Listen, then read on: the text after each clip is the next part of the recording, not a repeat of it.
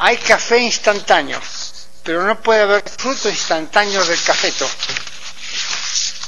Las investigaciones desinteresadas de Ampère y Faraday no rindieron frutos prácticos sino cuando Joseph Henry inventó el motor eléctrico. Las ecuaciones de Maxwell y las mediciones de Hertz solo sirvieron para entender el electromagnetismo, hasta que Marconi las usó para inventar la radio. Thomson, el descubridor del electrón, no pudo anticipar la industria electrónica. Rutherford, el padre de la física nuclear, quien trabajó en esta Universidad McGill entre 1895 y 1905, Rutherford nunca creyó que sus trabajos darían lugar a la ingeniería nuclear ni a las plantas nucleares. Otro ejemplo, los inventores de la física cuántica no soñaron que ella serviría para diseñar ordenadores y con ellas un nuevo sector poderoso de la industria. Crick y Watson no previeron la emergencia de poderosas firmas biotécnicas pocas décadas después de anunciar la estructura del ADN. La unión de la ciencia con la técnica es tan íntima que no se pueden mantener facultades de ingeniería al día sin el concurso de departamentos de matemática, física, química, biología y psicología. Por ejemplo, el bioingeniero que se ocupa de diseñar prótesis tiene que aprender bastante anatomía y fisiología humanas. Y el experto en administración de empresas tiene que aprender bastante psicología, sociología y economía. La historia de la ciencia y de la técnica sugieren algunas moralejas de interés para quien quiera que se interese en políticas culturales. Y aquí 3 moralejas. Primera, es deseable fomentar la ciencia básica, no solo para enriquecer la cultura, sino también para nutrir la técnica y con ella la economía y el Estado. Segunda moraleja, puesto que el conocimiento humano es un sistema en el que toda componente interactúa con otros constituyentes, es preciso fomentar todas las ramas de la cultura intelectual, así como promover la construcción de puentes entre dichas ramas. Tercera moraleja, la ciencia y la técnica no avanzan automáticamente a despecho de las políticas culturales, sino que son muy sensibles a esas políticas. Por este motivo hay que averiguar cuáles son sus estímulos y sus inhibidores. Empecemos por estos últimos, por los inhibidores. Sugiero que los principales enemigos de la ciencia básica son los siguientes. Primero, mala enseñanza de la ciencia. Enseñanza autoritaria, datista, memorista y tediosa, sobre todo tediosa. Segundo, educadores y administradores miopes que ignoran que no se puede descuidar ninguna rama importante del conocimiento porque todas estas ramas interactúan entre sí, por lo cual las especialidades estrellas son efímeras. Tercer enemigo, pragmatismo, utilitarismo, creencia de que se puede conseguir huevos sin criar gallinas. Los gobiernos norteamericanos más retrógrados recortaron los subsidios a la investigación en ciencias sociales, pero conservaron o aumentaron los subsidios a las ciencias naturales.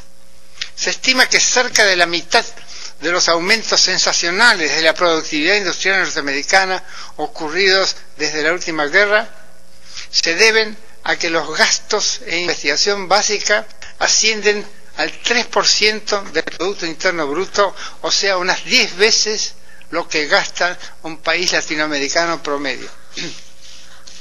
Cuarto enemigo, neoliberalismo y el consiguiente debilitamiento de las organizaciones estatales, en particular las universidades nacionales. El ejemplo canadiense es elocuente. El gobierno conservador de la década del 80 decretó que los científicos tendrían que buscar fondos en el sector privado. Dado que los científicos no encontraron fondos de investigación en el sector privado, el resultado neto de esa política utilitarista fue que los gastos por estudiantes han disminuido en un 20%.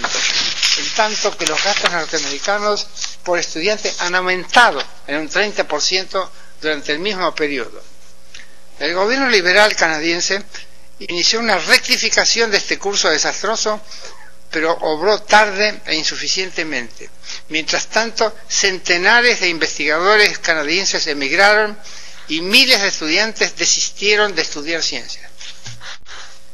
Quinto enemigo, el oscurantismo tradicional, fundamentalismo religioso, ciencias ocultas, homeopatía, psicoanálisis, etc., y la censura ideológica concomitante. Por ejemplo, el gobierno anterior de la India, comprometido con la religión hindú, promovió los estudios universitarios de astrología y de medicina védica. Otro ejemplo es la restricción a la investigación de las células totipotentes para complacer a unos teólogos retrógrados. Sexto enemigo, oscurantismo postmoderno, o sea, pensamiento débil, retorismo, deconstruccionismo, existencialismo y la filosofía femenina que considera la ciencia y en general la racionalidad y la objetividad como falocéntricas, como si la ciencia tuviera sexo. Séptimo enemigo, constructivismo relativismo en filosofía, sociología e historia de la ciencia, doctrina que niega la posibilidad de hallar verdades objetivas e imagina trampas políticas tras los teoremas más inocentes, con lo cual desanima la búsqueda de la verdad, lo que a su vez empobrece la cultura. Dejemos ahora estas reflexiones y admoniciones pesimistas y veamos qué puede hacerse para promover la búsqueda de la verdad por la verdad. Propongo que una manera de promover el avance del conocimiento básico es adoptar, elaborar y poner en práctica las medidas siguientes. Primera, enseñar más ciencia y enseñarla mejor, en todos los niveles, así como montar museos y espectáculos científicos. Emular las innovaciones en enseñanza de la ciencia introducidas por el biólogo chileno Dr. Jorge Allende. Segundo, aumentar los subsidios a la investigación básica, particularmente en los sectores más descuidados. Tercero, formar más doctores en ciencias, enviando becarios al exterior si no hay quien forme en el país. Cuarto, ofrecer becas a estudiantes interesados en ramas descuidadas o emergentes de la ciencia básica, tales como matemática, física de líquidos, química teórica, neurociencia cognitiva, psicología del desarrollo, socioeconomía, sociología política, macroeconomía, investigación operativa, sociolingüística y filosofía exacta.